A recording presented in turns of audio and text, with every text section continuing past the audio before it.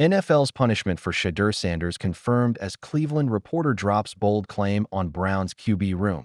Shedeur Sanders stepped with a strong college resume and big dreams, but whispers in front offices grew louder. Deion Sanders' media-fueled remarks about where Shedeur shouldn't land cast doubt on his independence.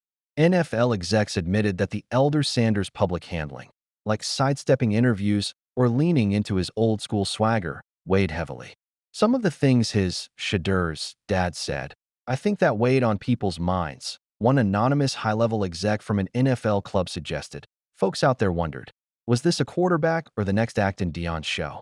Even after the Browns selected Sanders in the 5th round, the outside noise didn't quiet down. It got louder. During the draft, when no team dared to touch the former Buffs QB until the 5th round, renowned analyst Chris Broussard highlighted that it was highly possible because of Deion's overprotective nature only and urged him to let Shedeur be his own man. But Deion had to be Deion. 3 months later, when the 23-year-old is fighting for the starting role in Cleveland, the New York Giants legend Leonard Marshall has come forward to highlight the same thing. The NFL execs were more worried about Deion before trying to draft his son. Marshall put it out simply, the NFL execs don't see Deion Sanders like Shedeur, any NFL legend, or any analyst does. They see him as Shedeur's coach, not as his father. That was a crazy story because I think the kid, Shedeur, was punished because his father's just such a hands-on guy. He's a very hands-on guy, and he's done a great job raising 2 boys up and uplifting them to become the men that they become, Marshall said. Indeed, Shedeur and Shiloh Sanders had just one coach throughout their football journey. Whether in high school, at Jackson State, or in Colorado, Deion was their ultimate head coach. I think that for the most part, officials, I'm not going to use names, but I'm going to use officials in the National Football League didn't see it the same way that you or I would see it when it comes to him, Deion, being a father and not so much their coach, Marshall added. I think that's what kind of hurt him because people were somewhat reluctant because they feared that daddy would be in step with every phase of his life at the next level. So sometimes that can be a hindrance, or it can be foreseen as a hindrance. All in all, while Shedeur Sanders was a top draft prospect, Deion's public comment and his concerns about his son might have likely hindered the quarterback's draft position in one way or another. Plain and simple. Though the Browns still picked him in the 5th round, hoping for an opportunity to finally draft a franchise quarterback. But the real question, is Shedeur the Browns' franchise QB? Well, many would argue, but the Cleveland Reporter isn't on board with this. Shedeur Sanders isn't the Browns' franchise quarterback. The Browns' search for a true franchise quarterback reads more like a curse than a chapter, haunted by promise, undone by time. The Cleveland team returned to the NFL in 1999. Quarterback produced since then? None. But this year felt different when the Browns went on to draft a couple of rookie QBs, Dillon Gabriel from Oregon in the 3rd round, and Shedeur Sanders from Colorado in the 5th round. That said, both of them are now part of the team's crowded quarterback room that already had veterans Joe Flacco, Kenny Pickett, and an injured Deshaun Watson. However, while folks out there believe that Sanders will be Cleveland's franchise quarterback, there are a few who believe that the Browns still have to wait for a year to eventually draft a franchise QB. Literally, like ESPN Cleveland analyst Tony Grossi, I thought that the drafting of Shedeur complicated the whole thing, Grossi noted during his appearance on the Sick podcast with Andy McNamara. It seemed like they had made a definitive decision not to pick him, and then all of a sudden, they traded up to 6th-round picks and picked him in the 5th round.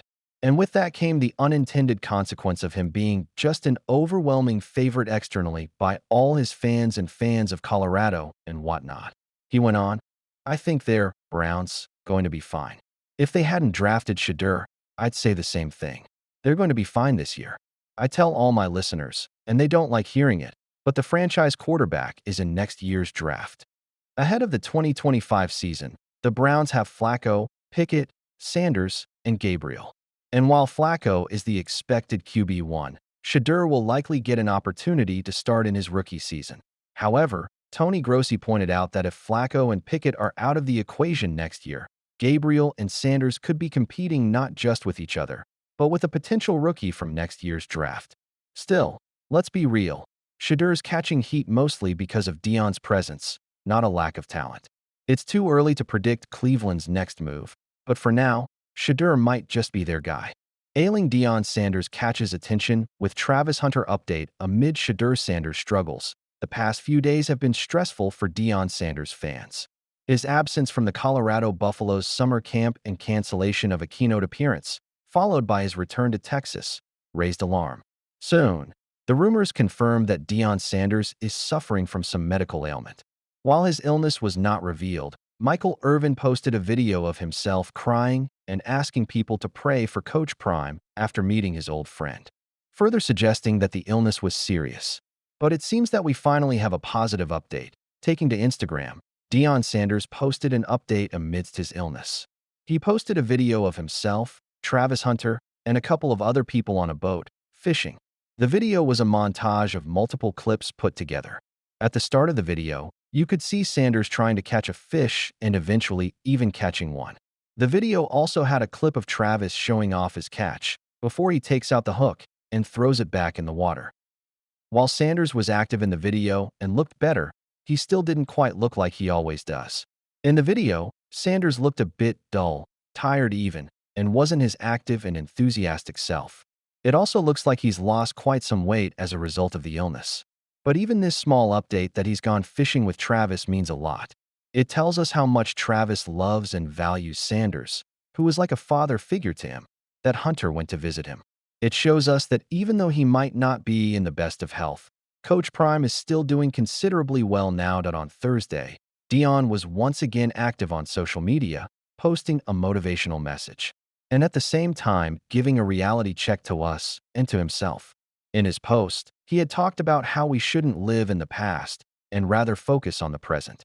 He also wrote that life isn't what any of us expect, and we must deal with it.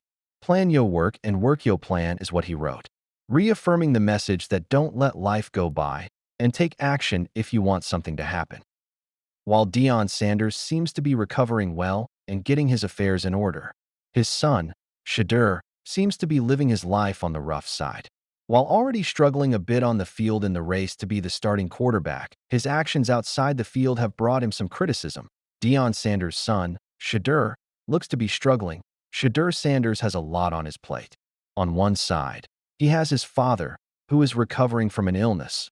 On the other side, he has the stressful quarterback race at the Browns. Amidst everything else that is already going on, it seems that Shedeur has been a bit irresponsible. It seems that living his life on the fast lane, quite literally. This has resulted in him being ticketed and fined heavily twice in the month of June. According to court records, Shedeur has been fined for overspeeding twice this month. As reported by USA Today, Shedeur was given a speeding ticket on June 5th and 17th. And as of Friday morning, both of the tickets have been paid. While Sanders paid $269 in court fees and fines for his June 5th ticket, he had to pay $250 in court fees and fines for the June 17th ticket. Records also tell us that Shedeur was given a 4-point penalty on his driving license. I've made some wrong choices. I gotta own up to them. I learned from them, Shedeur said with a laugh.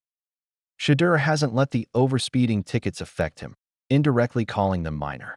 But if there's one thing that would definitely be affecting him, it would be the Cleveland Browns starting quarterback position. Even though Sanders has mostly been good in his performance in the OTAs and in the minicamp, there is someone who is better than him, with head coach Kevin Stefanski bringing back a more offensive strategy this season, which focuses on faking plays. Joe Flacco seems to have overtaken all of the other QBs and has a clear edge over them for one simple reason. He's played the scheme previously. During Flacco's time at Baltimore, he had flourished under Gary Kubiak's play-action scheme. Since Stefanski is using a similar play, Joe has been better at it than everyone. And while he teaches everyone how to play the scheme, it only feels obvious that he'll be the QB1 starting the season.